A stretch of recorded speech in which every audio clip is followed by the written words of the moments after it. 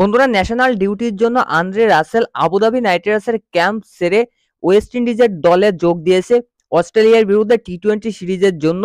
আর তার ফলে কিন্তু আবুধাবি নাইট রাইডার্স একটু দুর্বল হয়ে পড়েছে, কেননা রাসেলকে ছাড়া একটা ম্যাচ খেলেছে আবুধাবি নাইট রাইডার্স, আর ওই ম্যাচটাই কিন্তু মাত্র 94 রানে Abu Dhabi night Riders all out হয়ে যায় এবং ম্যাচটা খুবই খারাপভাবে হেরেছে। তো আরো একটা ম্যাচ বাকি রয়েছে, 9টা ম্যাচ খেলেছে আবুধাবি নাইট রাইডার্স, 5টা ম্যাচ জিতেছে। পয়েন্ট টেবিলে কিন্তু এই মুহূর্তে আবুধাবি নাইট রাইডার্স 3 নম্বর পজিশনে আছে। সেকেন্ড পজিশনটা যদি ধরে রাখতে পারে তাহলে কিন্তু আবুধাবি নাইট রাইডার্সের কাছে একটা অ্যাডভান্টেজ থাকবে, কেননা ফার্স্ট এবং সেকেন্ড পজিশনের টিম কিন্তু কোয়ালিফায়ার 1 খেলবে, আর কোয়ালিফায়ার 1-এ হারলে কিন্তু আরো একটা সুযোগ থাকে কোয়ালিফায়ার 2 খেলার। তো দেখো, আন্দ্রে রাসেল এই মুহূর্তে অস্ট্রেলিয়ার বিরুদ্ধে টি-20 সিরিজ খেলছে।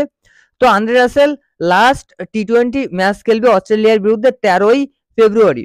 আর আবুধাবি নাইট রাইডার্স কিন্তু যদি সেকেন্ড পজিশনে কোয়ালিফাই করে তাহলে আবুধাবি নাইট রাইডার্সের প্রথম কোয়ালিফায়ার ম্যাচ হবে কিন্তু 13ই ফেব্রুয়ারি, অর্থাৎ প্রথম কোয়ালিফায়ার ম্যাচেও কিন্তু আন্দ্রে রাসেলকে পাচ্ছে না আবুধাবি নাইট রাইডার্স। আর এলিমিনেটর খেলা হবে 14ই ফেব্রুয়ারি, আর সেকেন্ড কোয়ালিফায়ার খেলা হবে 15ই ফেব্রুয়ারি।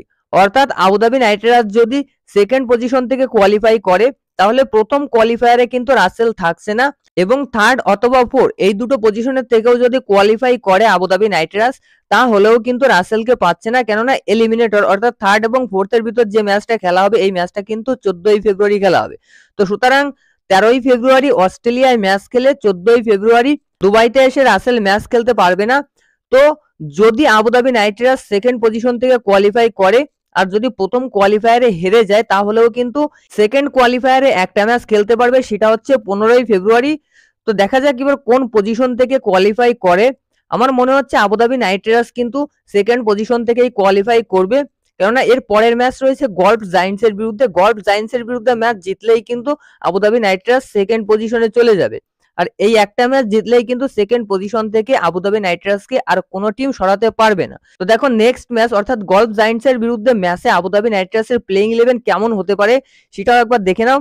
এই মুহূর্তে যেহেতু আইএল টি-20 লিগে ক্যারিবিয়ান কোনো প্লেয়ারই নেই, খুব কম প্লেয়ার রয়েছে যারা ওয়েস্ট ইন্ডিজের দলে নেই, সেই সব প্লেয়াররাই রয়েছে, যেমন পোলার্ড রয়েছে, তারপর আরো কয়েকজন রয়েছে যারা স্কোয়াডে নেই, ওয়েস্ট ইন্ডিজের স্কোয়াডে অস্ট্রেলিয়ার বিরুদ্ধে নেই।